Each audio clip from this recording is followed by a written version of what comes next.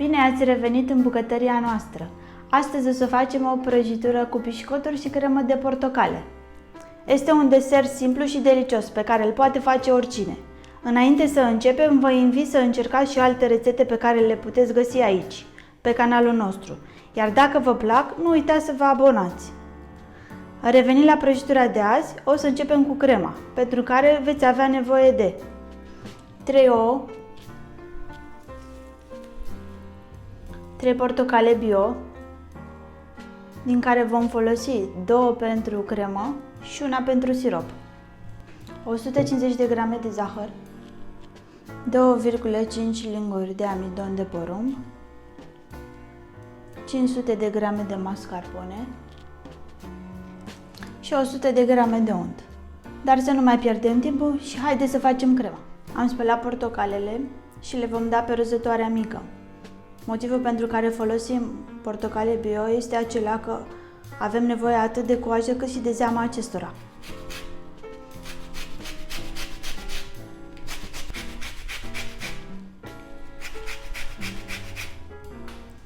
Vom avea nevoie de sucul de la cele 2 portocale.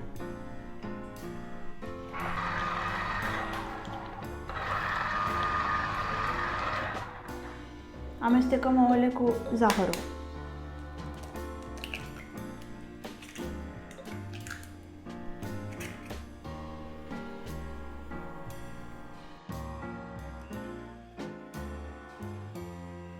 Peste amestecul obținut adăugăm coaja și sucul de portocale.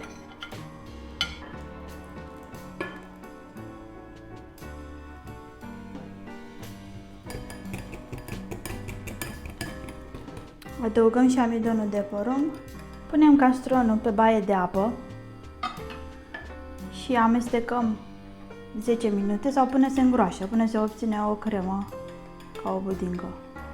Crema este gata, luați bolul de pe baia de abur și adăugați untul cu bulețe.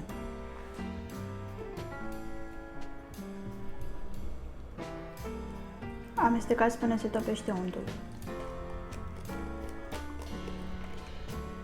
Lăsați crema să se răcească la temperatura camerei, după care vom adăuga mascarpone.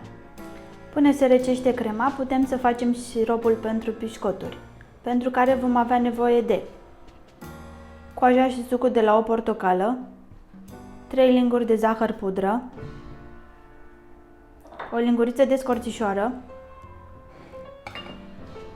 și 100 de ml de apă.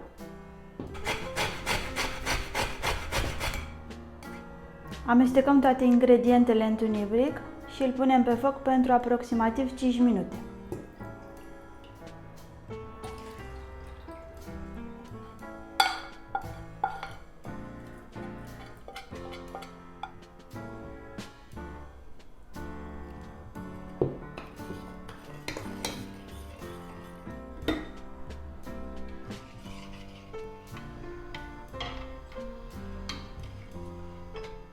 Siropul pentru pișcoturi este gata și îl vom lăsa puțin la răcit. Între timp, crema s-a răcit și putem adăuga mascarpone.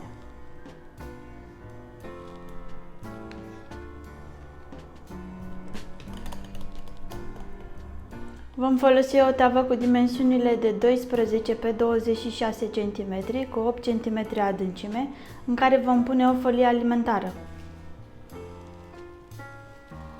Așezăm primul strat de pișcoturi pe care mai întâi le vom da prin sirop.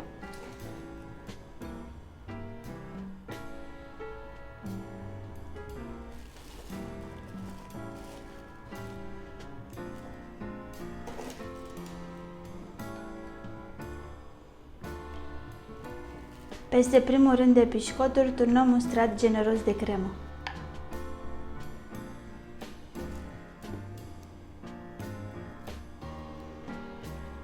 Mai adăugăm încă un strat de pișcoturi.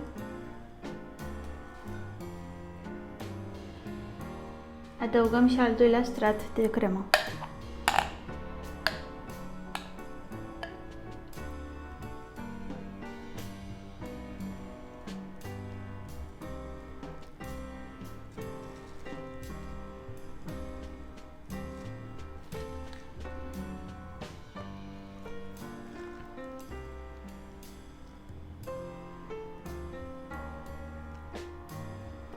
Ultimul strat al prăjiturii este format tot din pișcoturi și cu aceasta prăjitura este gata și o vom pune la frigider pentru minim 4 ore sau peste noapte.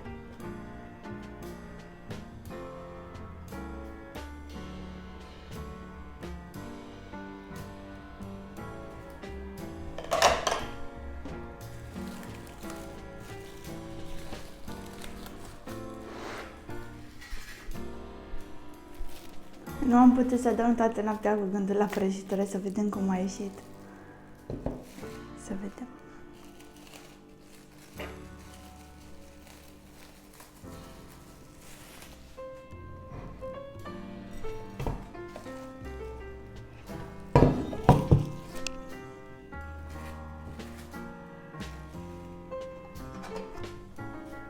Am pregătit niște smochine ca să o decorăm, dar mai înainte vom pune niște alune de pădure mărunțite.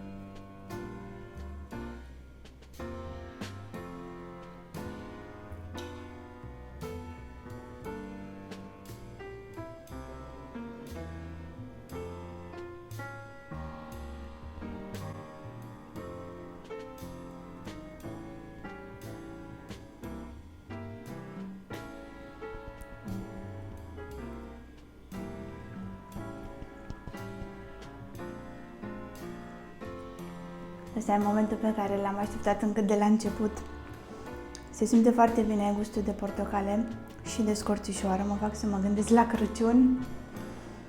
E super cremoasă și super gustoasă. Trebuie să o încercați și voi și să ne spuneți cum v-a ieșit.